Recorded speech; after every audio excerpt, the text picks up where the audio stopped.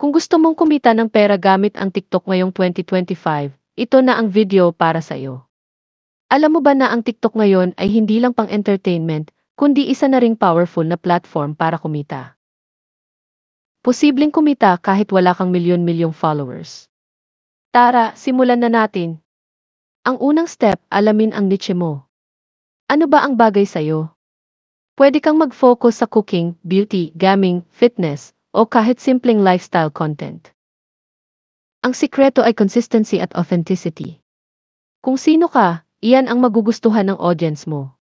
Kapag meron ka ng malinaw na niche, magiging mas madali ang pag-build ng loyal followers. Ngayon, pag-usapan natin ang brand partnerships. Sa TikTok ngayong 2025, napakaraming businesses ang naghahanap ng creators para i-promote ang kanilang products. Hindi mo kailangang maging sikat agad para mapansin. Basta may consistent engagement ang videos mo, pwede ka nang mag-reach out sa mga brands. Kapag nakipag-collaborate ka, siguraduhing honest ang pag-promote mo para magtiwala ang audience mo sa'yo. Next, huwag mong kalimutan ang TikTok Creator Fund at live gifts.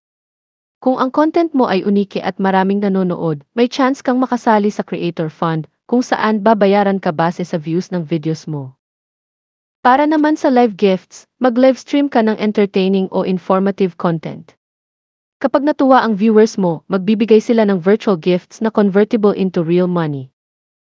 Mas interactive, mas mataas ang chance na kumita ka. Bukod dyan, subukan mo rin ang affiliate marketing. Mag-promote ka ng products gamit ang affiliate links sa bio o video captions mo. Kada purchase ng audience gamit ang link mo, may commission ka. Ang maganda rito, passive income ito basta't consistent ang efforts mo sa pag-create ng content. At panghuli, gamitin ang TikTok Shop. Kung may sarili kang products, pwede mo itong i-feature at ibenta directly sa TikTok. Napaka-easy mag-setup ng TikTok Shop ngayong 2025. At dahil integrated na ito sa platform, mas madali ang conversion ng viewers to buyers. Ang sikreto para kumita sa TikTok ay ang pagiging strategic at consistent. Hindi overnight ang resulta, pero kung dedicated ka, siguradong maaabot mo ang goals mo. Kaya ano pang hinihintay mo?